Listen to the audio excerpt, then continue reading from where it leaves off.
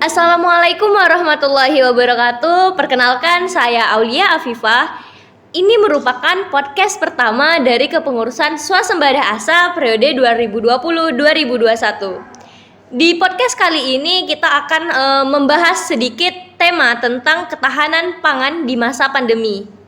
Oke, untuk tema tersebut kita akan mengundang seorang narasumber. Oke, narasumber kita sudah hadir di sini, namanya Ismail Kurniawan dari Dinas Kastrakesma BEM Faperta Undri. Baik Pak Ismail, apa kabarnya hari ini? Alhamdulillah sehat. Oke. Bu Lia gimana kabarnya, sehat? Alhamdulillah sehat juga. Jadi hari ini kita akan bincang-bincang nih dengan tema ketahanan pangan di masa pandemi. Nah, ini kayak sesuatu yang perlu kita bahas sedikit nih ya. Dari Pak Ismail sendiri nih, apa tanggapannya dari ketahanan pangan itu? Jadi apa sih sebenarnya ketahanan pangan itu menurut Ismail? Ya baik, terima kasih Bu Olia, pertanyaannya bagus sekali ya. Berbicara mengenai ketahanan pangan ya, tentunya tidak terlepas dari Undang-Undang Nomor 18 Tahun 2012 tentang pangan ya. Di situ disebutkan bahwa ketahanan pangan adalah kondisi terpenuhnya pangan bagi negara sampai dengan perorangan yang tercermin dari tersedianya pangan yang cukup, baik jumlah maupun mutunya, aman, beragam, bergizi, merata, dan terjangkau, serta tidak bertentangan dengan agama, keyakinan, dan budaya masyarakat, untuk dapat hidup sehat, aktif, dan produktif secara berkelanjutan. Oke, lengkap sekali nih ya. Jadi Pak Ismail kali ini sampai membawakan pasal-pasalnya. Oke, kalau gitu kan itu tadi tentang ketahanan pangan. Nah, dari yang dijelaskan tadi, seberapa penting sih? Jadi kayak ibaratnya apa sih pentingnya ketahanan pangan itu dalam sebuah negara nih, Ismail? Baik ya, berbicara mengenai ketahanan pangan tentunya berbicara juga dengan ketersediaan pangan di suatu negara ya. Nah, berbicara mengenai ketersediaan pangan di suatu negara tentunya sangat berpengaruh pada kekuatan suatu negara. Oleh sebab itu, ketahanan pangan berbanding sejajar dengan ketahanan suatu negara. Contoh mudahnya, jika suatu negara tidak memiliki ketersediaan jumlah pangan yang mencukupi untuk masyarakatnya, maka bisa dipastikan impor pangan adalah langkah yang pasti akan dilakukan. Jika suatu negara secara terus-menerus mengimpor bahan makanan dari luar, maka bisa dikatakan negara tersebut tidak stabil dan tidak memiliki ketahanan yang kuat. Begitu. Melihat kondisi Indonesia yang sekarang, jadi gimana nih menurut Ismail Indonesia dalam menjaga kebutuhan pangannya? Baik ya, berbicara mengenai Indonesia ya, saya pikir kita sama-sama ketahui bahwa negara Indonesia adalah negara agraris, di mana ya negara Indonesia ini berbasis ditopang oleh kegiatan pertanian gitu. Oke. Nah, kondisi ini harusnya mampu atau secara umum ya, harusnya kita mampu menjaga ketahanan pangan negara kita sendiri. Tapi berbicara mengenai kondisi lapangan, kita sama-sama ketahui bahwa Indonesia sendiri masih bisa dibilang candu gitu ya untuk melakukan impor seperti itu. Iya. Oke, tadi kita kan sudah membicarakan tentang peran pemerintahan nih. Selain pemerintahan, jadi bagaimana juga nantinya hal apa yang masyarakat dapat ketahui, atau kayak bagaimana peran masyarakat itu juga dapat membantu pemerintah itu untuk menjaga ketahanan pangan? Baik ya, berbicara mengenai apa yang perlu masyarakat ketahui untuk menjaga ketahanan pangan gitu ya. Saya pikir ini bukan hanya peran dari masyarakat saja gitu ya. Tentunya banyak elemen-elemen yang berperan di sini dan harus ikut serta dan ikut andil dalam terciptanya kondisi ketahanan pangan gitu. Nah, saya akan menilai dari masyarakat sendiri ya, selaku konsumen gitu.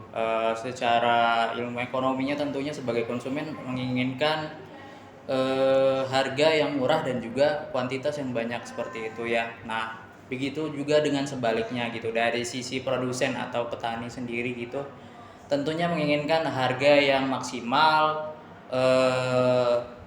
sesuai atau selaras dengan model yang dikeluarkan petani seperti itu. Oke. Nah, ini kan kondisi yang dua hal yang bertentangan gitu ya, bisa dibilang saling saling ya bertentangan seperti itu ya. Maka di sini perlunya ada peran dari pemerintah gitu selaku pembuat kebijakan untuk dapat menengahi masing-masing kepentingan dari dua hal ini gitu ya, baik dari produsen sendiri maupun dari konsumen atau masyarakat. Nah, maka di sini saya pikir yang lebih berperan adalah pemerintah untuk membuat kebijakan dan regulasi yang dapat menguntungkan kedua belah pihak seperti itu. Oke Ismail, jadi harus ada nih korelasi dari peran pemerintah dengan peran masyarakat seperti itu ya. Kemudian kalau misalnya nih secara besar Ismail lihat Indonesia, sebenarnya apa sih tantangan terbesar kita dalam menjaga ketahanan pangan di masa pandemi ini? Jadi dari yang udah 1 tahun kita lewati nih Ismail. Baik ya, berbicara mengenai Tantangan terbesar.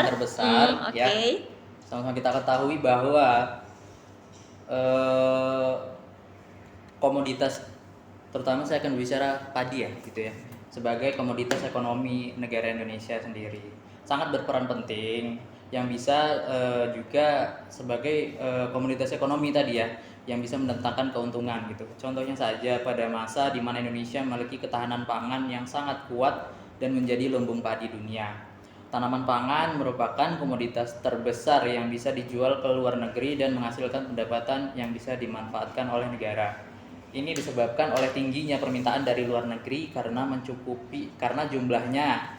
jumlah tanaman pangan di sana tidak mencukupi gitu ya. Namun saat ini Indonesia sama-sama kita ketahui lebih banyak mendatangkan daripada mengekspor gitu ya, lebih banyak mengimpor daripada mengekspor tanaman pangan. Tentu saja ini merupakan hal yang tidak baik karena pengeluaran negara menjadi meningkat. Dengan demikian, ketahanan pangan saat ini menjadi hal yang ingin diraih Indonesia supaya jumlah pangan dalam negeri sesuai dengan permintaan masyarakat. Oke, seperti itu ya Ismail. Oke, dari melalui podcast ini nih Ismail, apa sih yang mau Ismail sampaikan gitu kepada pemerintah, kepada masyarakat mengenai ketahanan pangan supaya kayak Indonesia ini kita lebih kuat lagi dalam ketahanan pangan. Oke, silakan Ismail, apa yang mau disampaikan? Oke, podcast pada hari ini akan diperdengarkan secara luas mungkin ya Ismail. Jadi boleh deh tanggapannya. Baik ya, mengenai hal tersebut saya akan mengutip dari berdasarkan World Food Summit ya pada tahun 96. Ketahanan pangan terjadi saat semua orang kapan saja memiliki akses fisik dan ekonomi untuk memenuhi kebutuhan dan preferensi makanan yang aman dan bergizi dengan cukup untuk kehidupan yang sehat dan aktif. Hal ini dapat diidentifikasi dari 4 indikator, yaitu ketersediaan pangan secara fisik, akses secara ekonomi dan fisik untuk mendapatkan bahan pangan, pemanfaatan bahan pangan, dan stabilitas dari ketiga indikator tersebut. Jika dilihat dari indikator tersebut, untuk menjaga ketahanan pangan tidak cukup jika hanya menitik beratkan pada masyarakat atau pemerintah. Perlu ada sinergi dan usaha mulai dari tingkat individu, rumah tangga, masyarakat, sektor privat atau perusahaan, dan pemerintahan sebagai pemangku kebijakan. Dalam menjaga ketahanan pangan, Indonesia perlu belajar dengan Selandia Baru. Salah satu kunci kesuksesan ketahanan pangan Selandia Baru adalah perhatian besar pemerintahnya terhadap sistem pertanian, terutama untuk komoditas lokal. Dalam hal ini, Indonesia dapat mengadopsi sistem tersebut dengan memberikan insentif bagi petani untuk meningkatkan produksi pangan, serta memanfaatkan dana desa melalui program padat karya, juga menggencarkan gerakan beli hasil pangan petani lokal. Realokasi APBD pun dapat dilakukan untuk memitigasi risiko penurunan ketahanan pangan. Selain itu, pemanfaatan lahan pekarangan dan strategi urban farming yang sedang marak dilakukan masyarakat sejak mereka harus stay at home pada masa pandemi ya, perlu lebih digencarkan kembali karena bisa menjadi salah satu solusi pangan mandiri keluarga. Misalnya, dengan membudidayakan sayuran dengan masa panen singkat seperti bayam merah dan kangkung yang bisa dipanen dalam kurun waktu sekitar 3 minggu. Oke Ismail, jadi itu tadi ya singkatnya. Jadi dari awal kita podcast tadi sebenarnya banyak aspek yang harus mendukung dari ya banyak aspek yang mendukung dari bagaimana ketahanan pangan Indonesia saat masa pandemi COVID-19 ini. Iya, betul Jadi sekali. jadi berselang 1 tahun, jadi kayak mana kita struggle dalam 1 tahun terakhir ini untuk menjaga ketahanan pangan. Jadi seperti yang Ismail sampaikan tadi, tidak hanya masyarakat ataupun pemerintah, tapi dari segala segmen ikut serta dalam menjaga ketahanan pangan ini ya Ismail. Sangat menarik sekali pembahasan kita pada hari ini mengenai ketahanan pangan di masa pandemi.